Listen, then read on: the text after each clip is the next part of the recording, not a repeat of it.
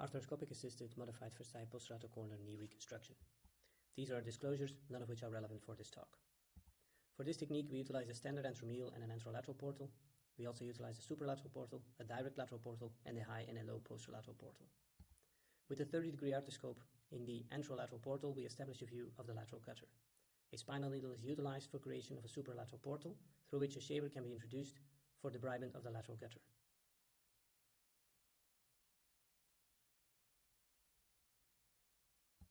A spinal needle is used for creation of a direct lateral portal, which is established at the level of the popliteus femoral footprint.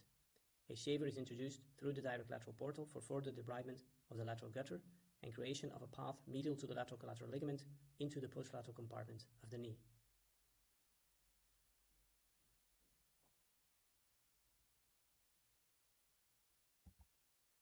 The 70-degree arthroscope is introduced in the anteromedial portal underneath the anterior cruciate ligament into the posterolateral compartment of the knee. Two spinal needles are utilized for creation of the high and low posterolateral portal. The low posterolateral portal is at the level of the lateral meniscus. With the 30-degree arthroscope in the high posterolateral portal and a shaver in the low posterolateral portal, we debride the lateral meniscus, the popliteal meniscal fibers, and we identify the popliteus tendon and the popliteus sulcus. The peroneal nerve is far away from the low posterolateral portal.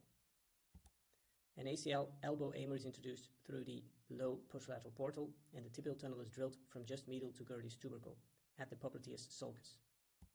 The guide pin is then over-drilled with an 8 to 9 mm drill. A cocker clamp secures the guide pin and the drill for protection of neurovascular injury.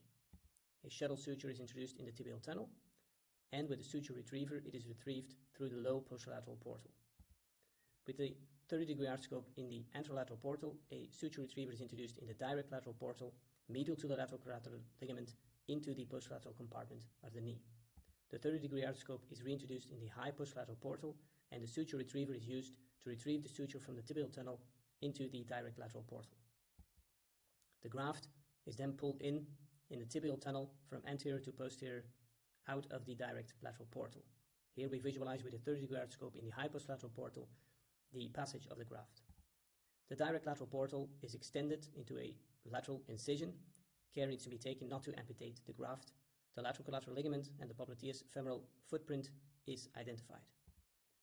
Just posterior to the lateral femoral epicondyle, we drill a tunnel obliquely, and then later we drill a tunnel convergent with this tunnel from the popliteus femoral footprint, creating an oblique tunnel with a femoral bone bridge, as can be seen in the image below. The graft is seen medial to the lateral collateral ligament. A shuttle suture is introduced in the femoral tunnel, and the graft is pulled from anterior to posterior into the femoral tunnel. Next, a small incision is made over the fibular head. The peroneal nerve can always be manually palpated. If needed, the peroneal nerve can be identified and released. A fibular tunnel is drilled with a guide pin and then over-drilled with a 7 mm drill from anterolateral to posterior medial, always identifying the location of the peroneal nerve. A shuttle suture is introduced in the fibular tunnel, and a shuttle suture is introduced from the femoral incision to the fibular incision medial to the iliotibial band. The graft is passed with this shuttle suture from the femoral incision to the fibular incision.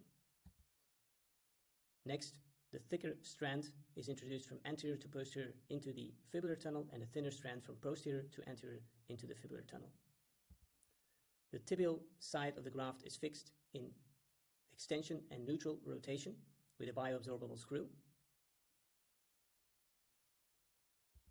Next, both fibular strands are fixed in 30 degrees of flexion and neutral rotation with a bioabsorbable screw. Here it can be seen that the peroneal nerve is far away from the fibular tunnel and the low posterolateral portal. This concludes the arthroscopic assisted modified first side posterolateral corner knee reconstruction.